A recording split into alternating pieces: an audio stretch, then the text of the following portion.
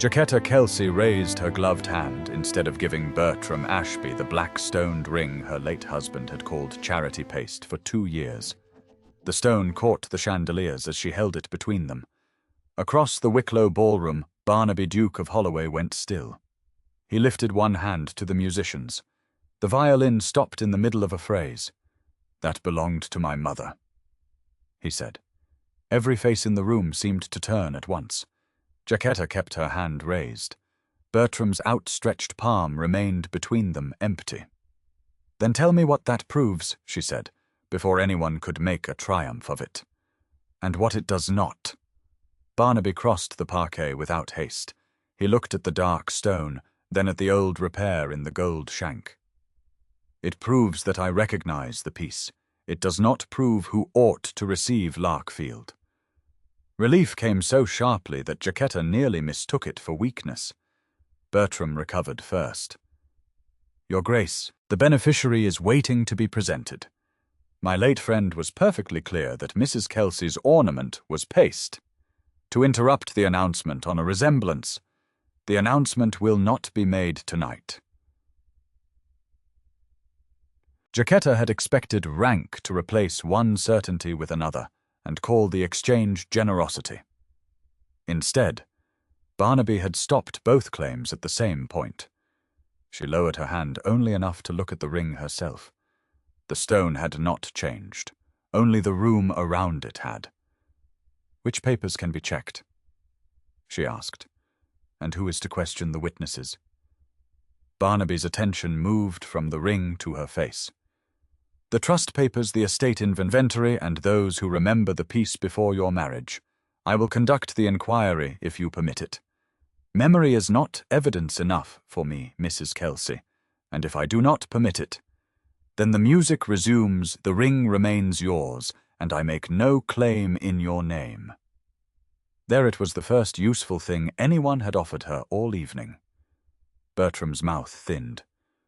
"This caution will invite scandal." "It may invite a dozen things," Barnaby said. "It will not invite a false declaration." Jacquetta glanced toward the high table, where an empty chair had been set beside the place intended for the expected beneficiary. She had no wish to be moved into it, merely because the Duke had recognized a jewel. "I want no announcement made for me," she said. "Not until there is proof." Barnaby inclined his head. "My estate office. 9 tomorrow. Bring the ring if you choose.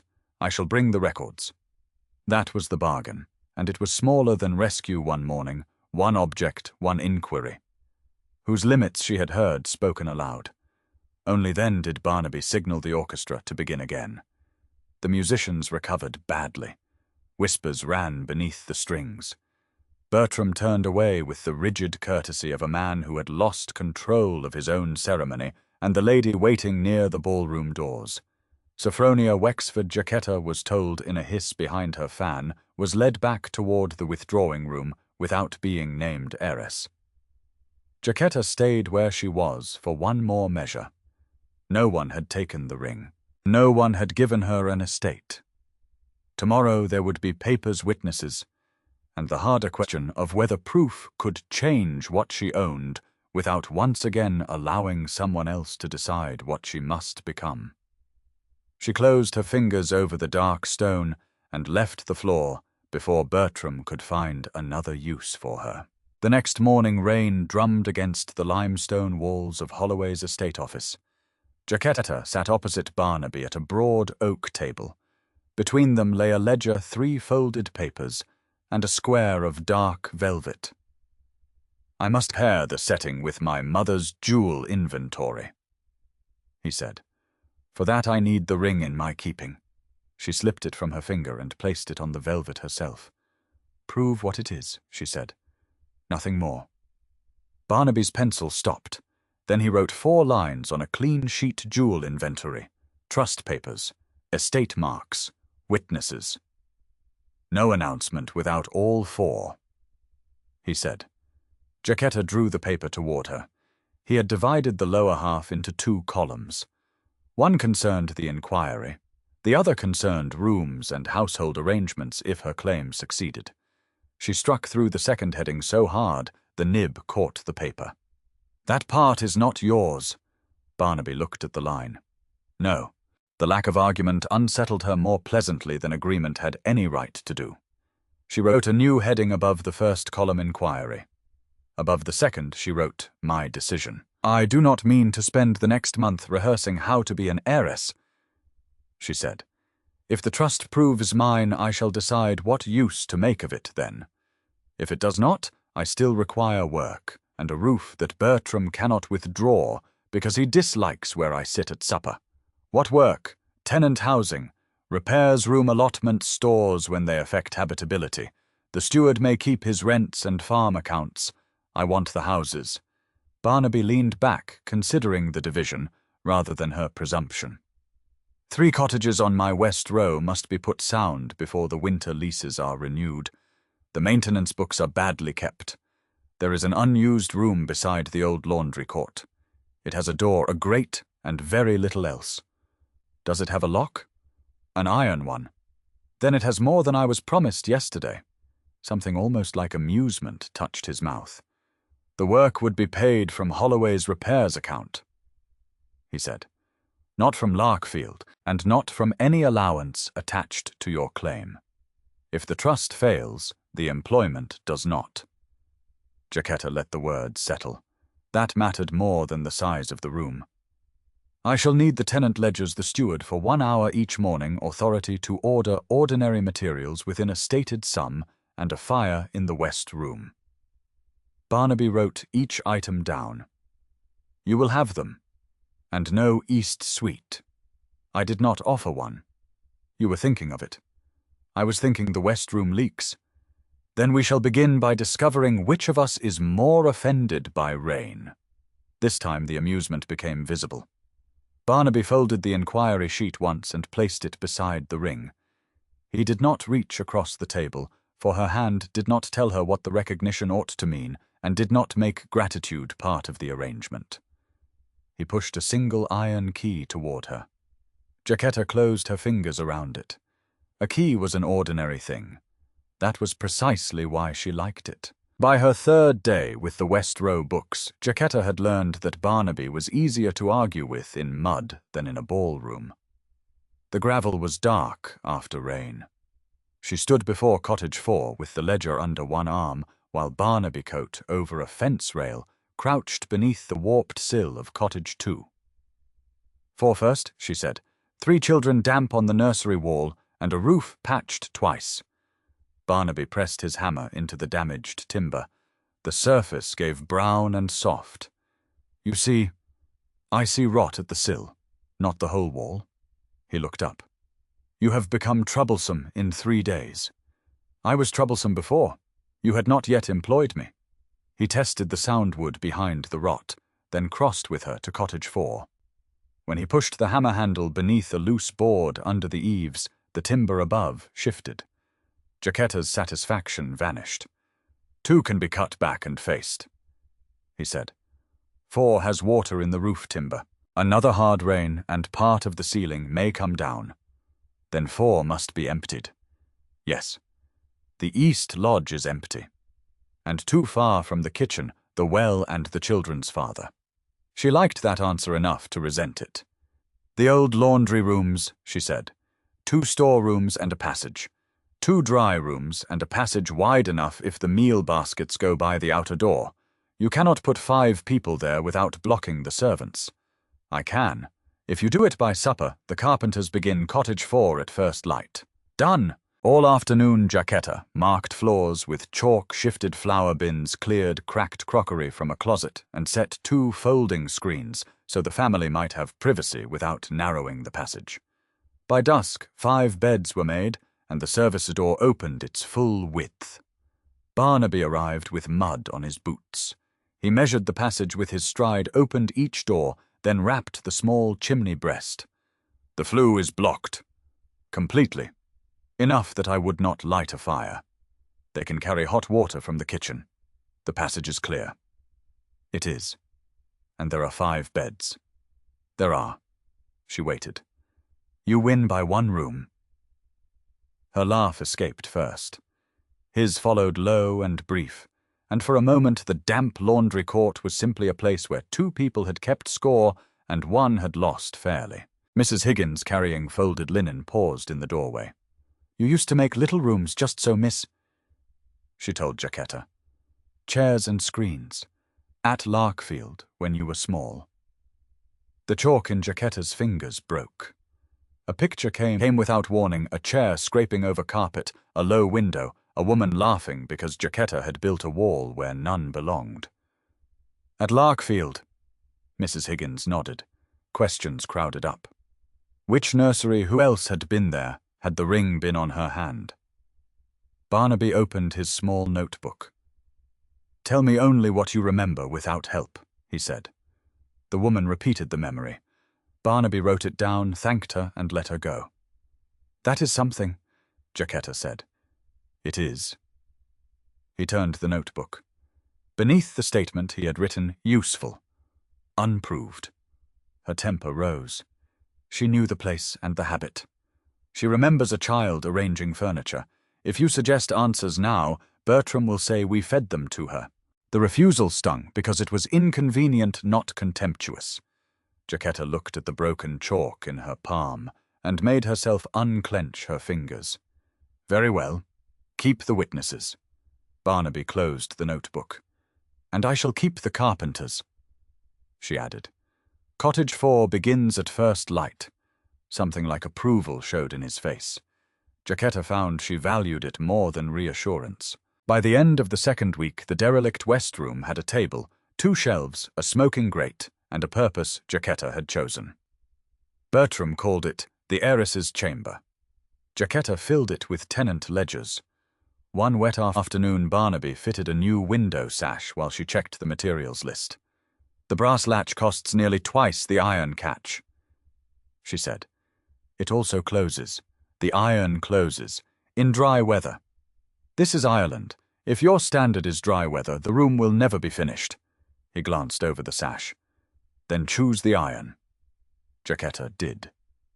An hour later, rain struck the western wall hard enough to shake the glass.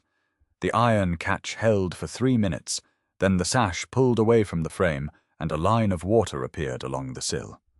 Barnaby fetched a tin basin and set it beneath the first drop. Ping. He leaned against the wall. "How fares the economical solution?" Quietly. Ping. It has a voice. Jacquetta tried not to smile. The third drop defeated her. "Say it." "I said nothing." "That is worse." His grin broke hers open. Soon she was laughing hard enough to brace one hand on the table. There was something unexpectedly pleasant in being wrong without being made small by it. When the shower eased, she crossed out iron. "Brass," she said. 20 years. 12. 18. 14 if you fit it well." He took up the plane again. "You bargain against your own window. I bargain against your confidence." That evening, the lower hall was laid for a modest harvest supper. An empty chair at the small high table had already been assigned to Jacquetta by rumor. Bertram intercepted her. "Mrs. Kelsey, you would be more properly seated above." "Possibility is a poor cushion." She passed him and sat beside the steward, where the talk concerned oats chimneys and whether 2 carts of slate would cover the east row. Barnaby entered after the first course.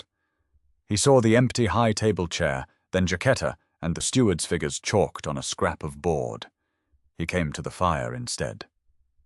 "You are short by half a cart," she told him. "I am not." "The roof pitch wastes more than you allowed." "The slates are sound?" "The slates are irregular. I have 3 shillings on it." "Against me." "Against your arithmetic. If I win, I want 1 dance."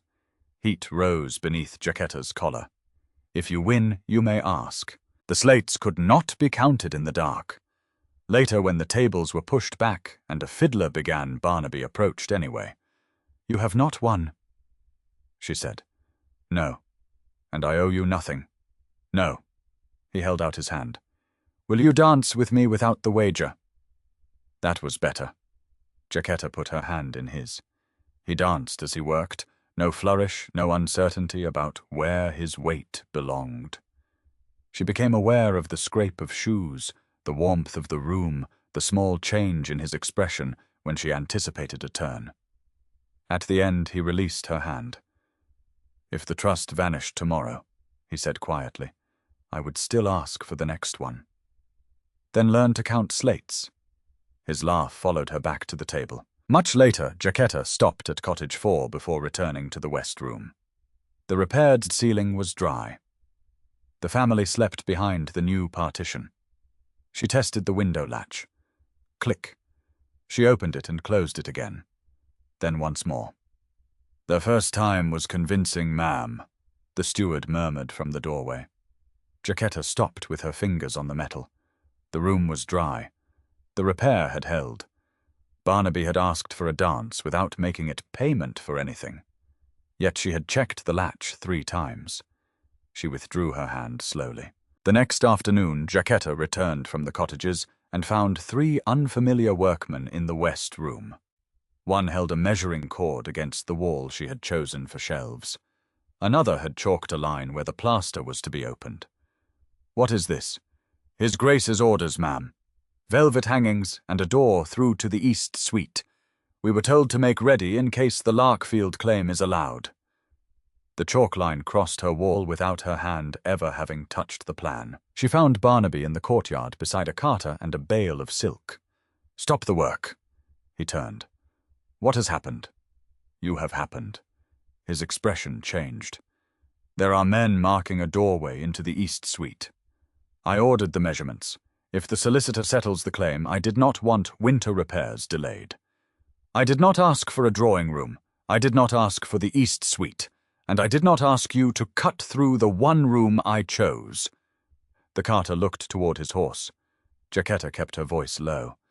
"Yesterday Bertram called that room mine because he wanted to make me ridiculous. Today your men call it mine because you expect to make me grand. Both of you have begun arranging a life before I have chosen it." Barnaby took off his gloves. Then he turned to the foreman. "Roll the cords. Rub out the chalk. No wall is opened." "Your Grace, the men have lost the afternoon. They will be paid for it. Return what silk can be returned. I will bear the rest from my private purse. No order for Mrs. Kelsey's rooms is to be given again unless it bears her instruction." One hammer sounded, then stopped. Through the open window, Jacquetta saw the chalk line vanish beneath a damp cloth. Barnaby faced her. "The orders are cancelled. The wasted wages are mine." No defense followed. Jacquetta's anger changed shape. She could see the consequence moving backward through the house, silk turned around, men paid, wall left whole. "Thank you. You were clear at the office," he said. "I was not." An hour later, she sat at the estate office desk, copying Barnaby's inquiry list into a fresh ledger. Halfway down the page, she stopped. Same witnesses, same dates, same jeweler, same questions. Barnaby entered carrying two sealed statements. "You have copied the inquiry. I can see that. Do you mean to question them again?" Her first answer was yes. If she checked every hinge, no door could be shut against her. Then she remembered the chalk line. She had been furious because Barnaby had taken back a choice she had kept.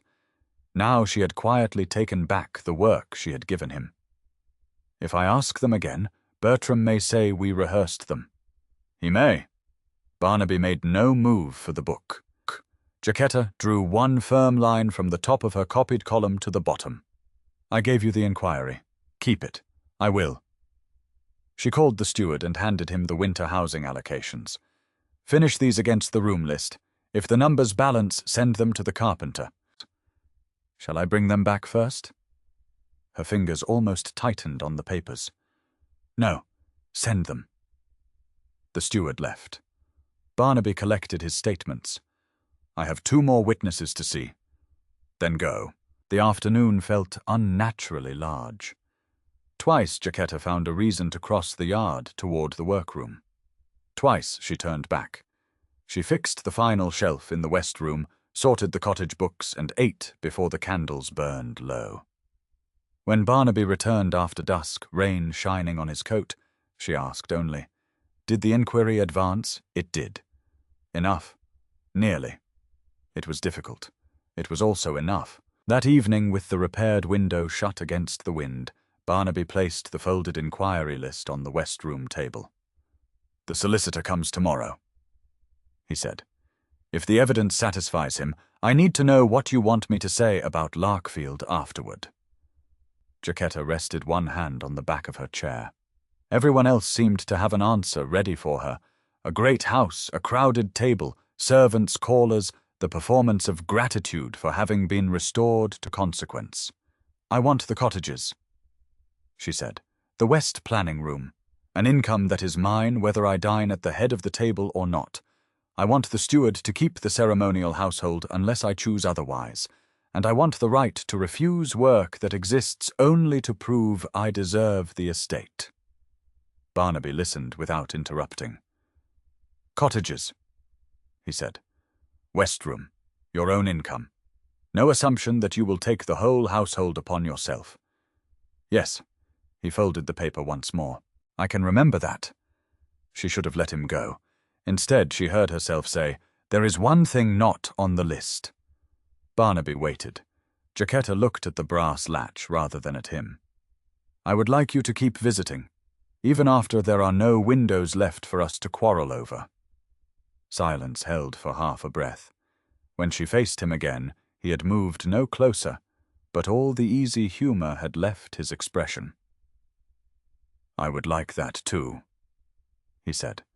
A warmth spread through her that had nothing to do with the fire. "Then we understand each other." "Not entirely." Her brows rose. "I still intend to prove the latch lasts 18 years. She smiled. 14. "There, now we understand each other." Barnaby took up the inquiry papers. At the desk, Jacquetta opened the shallow drawer where she had once meant to keep copies of every statement. It contained only sealing wax spare nibs and a length of string. She closed it. No secret list. No second set of witnesses. No proof arranged behind his back. "Finish it," she said. Barnaby met her eyes. "I will." The sound of carriage wheels came over the gravel before he reached the door. Both of them turned toward the window. A travelling carriage rolled into the forecourt beneath the lamps. A woman in a pale pelisse stepped down, followed by Bertram. Sophronia Wexford had arrived for the second ball. The next morning, Bertram was waiting in the estate office with Sophronia. She drew off her gloves slowly. On her left hand sat a dark stone in an altered gold shank so like Jacquetta's that for one sick instant the room seemed to tilt.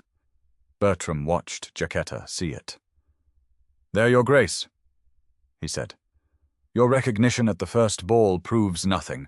Miss Wexford has the Larkfield heirloom. The other piece is a copy." Sophronia held out her hand. The stone was the same depth of black. Even the repair near the setting had been imitated. Jacquetta's mind began working before she could stop it. The curve of the shank, the edge beneath the stone. Had Barnaby measured that? Had the jeweller, which witness had spoken of the repair? She could cross the room, demand both rings, and begin the comparison herself. Then a colder thought followed. The copy was good enough that caution itself might defeat her. Barnaby would not twist a fact merely because he wanted her claim to survive. That was the very reason she had trusted him. If the two rings could not be separated by evidence, he might have no honorable choice but to say so. Bertram would call that prudence. The estate would remain beyond her reach, and the man who had once tried to take the ring from her hand would have the easier story to tell. For one hard breath, she imagined the old arrangement closing over her again, not because Barnaby had chosen Bertram, but because the truth might leave Barnaby nothing with which to refuse him. Her fingers curled against her skirt. Then she remembered the empty drawer. Barnaby took a clean square of cloth from the desk. "Miss Wexford, if you are willing, leave the ring here. Both pieces will be examined with the inventory and the witness statements already taken." Bertram gave a short laugh. "You mean to continue this performance?" "I mean to finish the inquiry." Jacquetta looked at Barnaby. "If mine is false?" she said. "Does my place with the tenant work end?" "No," he answered before Bertram could. "The employment was made through Holloway's repairs account," Barnaby continued. "It was never conditional upon Larkfield." Her lungs loosened. The ring could still be lost. The estate could still be lost. But the key in her pocket, the West Room, and the work she had asked for would not vanish with the verdict. She could have asked one more question. She could have demanded one private reassurance, one promise that he would somehow find a way to make the evidence favor her. He would not have given it, and she would have thought less of him if he had. "Then finish it," she said. She left before she could be tempted to touch either ring. By evening, the second ball had begun. Bertram made certain that the duplicate was whispered about before the first set ended. Jacquetta saw faces turn toward her, then away. He approached once near the ballroom doors. "Mrs. Kelsey, surely you wish to hear what His Grace has discovered. If His Grace has finished, he knows where to find me." "And where is that?" "At supper." She went to the lower hall. The steward had saved her the same place near the fire. Jacquetta sat there with a bowl of broth and the winter room list, refusing both the high table and the role of injured claimant. The fiddle in the great room came faintly through two closed doors. Somewhere beyond those doors, Barnaby had the rings, the inventory, and the witnesses. Jacquetta looked down at the cottage allocations. Cottage 4 family returned after roof repair. Cottage 2 still due before frost. The lines were ordinary. Their ordinariness steadied her. For once, waiting did not mean helplessness. It meant that another competent person was doing the work she had given him while she did hers. The final comparison took place in the workroom beyond the lower hall. Jacquetta sat in the adjoining office with the cottage list before her, and the door left a hand's breadth open. She had chosen not to sit at Barnaby's elbow. Even so voices carried. The village jeweller spoke first. "I altered Lady Holloway's ring myself. 20 years ago, perhaps more. The shank had worn thin on one side. Metal touched wood." Barnaby's voice followed. And this is the place. It is. See beneath the setting. The old filing is rounded by wear." A pause. "And the second? Filed to resemble it, Your Grace, but recently. The edge is sharp beneath the setting." Bertram objected. "A tradesman may say anything after so long." The solicitor answered, "Which is why the statement does not stand alone." Jacquetta's pen hovered over cottage 2. Barnaby read from the inventory, already taken from his mother's papers.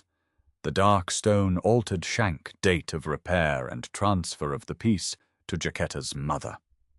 Then came witness statements gathered before Sophronia's arrival. None enough alone. Together they formed a chronology the copied ring could not enter. The jeweller added, "Lady Holloway brought the child's mother when the ring was collected. She said it was to go with the Larkfield papers when the girl was old enough." Jacquetta shut her eyes. Before Mr. Kelsey had taught her to call the ring charity paste, someone had known what it was and meant it to reach her. Bertram's voice sharpened. "And you expect Chancery to accept this collection of memories? The trust does not rest on memory alone," the solicitor said. "The inventory predates the dispute. The physical repair matches it. The witness sequence matches the transfer. Miss Wexford's ring does not. The final sworn statement was added to the packet prepared under the existing trust direction. Under that direction, the trustees could settle Larkfield once the beneficiary's identity was established. Bertram no longer had a competing chain. The remaining Chancery entry would record the settlement, not choose between the two women." No one applauded. No one called Jacquetta into the room to watch another woman's claim fail. Some minutes later, Bertram crossed the passage without looking toward her. Sophronia followed, pale and rigid, her copied ring gone from her hand. The passage was not empty. 2 gentlemen who had spoken easily with Bertram the night before stood near the stair with a footman waiting between them. At the first ball they had deferred to him as if he carried the county's verdict in his pocket. Now one shifted aside without a bow. The other turned to ask the footman an unnecessary question rather than meet Bertram's eye. Near the withdrawing-room door, a lady who had watched Jacquetta too closely during supper inclined her head to Jacquetta instead. It lasted only seconds. There was no announcement and no cheer. Bertram was simply no longer the man everyone looked to first. Jacquetta discovered that was enough. Barnaby came last, carrying the original on the same square of dark cloth upon which Jacquetta had placed it weeks earlier. In the West Room, he set it on the table. "Miss Wexford's claim cannot stand," he said. "The solicitor has completed the proof required by the trust. Larkfield is to be settled in your name." Jacquetta stared at the stone. For 2 years it had been evidence against her in a private court where her husband had been judge-proof. He insisted that she owned nothing of value and understood nothing of her own past. Then Barnaby had recognized it, and the ring became another danger, the possibility that everyone would seize upon a grander name and arrange her again. Now it was neither accusation nor promise. It was a ring. She slid it onto her finger. Barnaby said nothing. "I shall take Larkfield," Jacquetta said. "But not every duty people may attach to it. The cottages remain mine to oversee. I keep this planning room. The income is mine to direct. The steward may preside over the formal household unless I choose otherwise." Barnaby nodded. "That is what you told me." "Yes." She drew a breath. "And I want you to keep visiting. Tomorrow. Tomorrow would be respectable. And tonight." Jacquetta glanced toward the open door. The orchestra sounded faintly from the far wing. "Tonight," she said, "you may kiss me." He came to her then. The kiss was brief, warm, and far less orderly than their arguments about slates. When he drew back, Jacquetta was smiling. Barnaby brushed one finger lightly over the ring, then let his hand fall. 14 years for the latch?" he asked. "Do not ruin this moment by pretending you were right. I was right about the iron catch. One success has made you reckless." He laughed. Jacquetta pointed toward the chair beside the window. "And if you ever move that without consulting me, I shall reconsider your permission to court me." Barnaby looked at the chair as if measuring the risk. "I shall leave it exactly where it is." "Good." For once, the future in the room was not something either of them had built in advance. 1 year later, the lower hall was noisy with another harvest supper. Cottage 4 had a sound room. Cottage 2 had a new sill. The West planning room had acquired a second bookcase, though not the velvet hangings Barnaby had once ordered, and Jacquetta's Larkfield income paid for repairs she approved in her own hand. Marriage had changed her name, and very little about the hour at which the steward appeared with leaking gutters. She preferred it so. Tonight the long boards were crowded with tenants, carpenters, estate servants, and children allowed to stay awake beyond their usual hour. The smell of roasted meat, baked apples, wood smoke, and hot cider settled warmly beneath the rafters, and conversation grew louder with every course. The ceremonial chairs at the high table stood empty. Jacquetta sat halfway down the nearest long table beside the steward's wife, arguing about whether the new slate on Cottage 4 would need pointing before spring. "It will not," Jacquetta said. "You said that about the West Room latch. The latch is still sound, so is His Grace's memory of being right about it?" Jacquetta laughed. Across the hall, Barnaby entered late, having come directly from the yard. He exchanged a few words with the steward, looked toward the vacant high table, then found Jacquetta among the tenants. He did not beckon. He picked up a spare wooden chair instead. The hall was too crowded for him to carry it directly to her without forcing 2 children and a basket of bread out of the way, so he brought it as far as the end of the table and stopped. Jacquetta knew the gesture for what it was. Not permission, not ceremony. A question made out of 4 legs and a wooden back. She rose, threaded between the benches, and took the chair from his hands.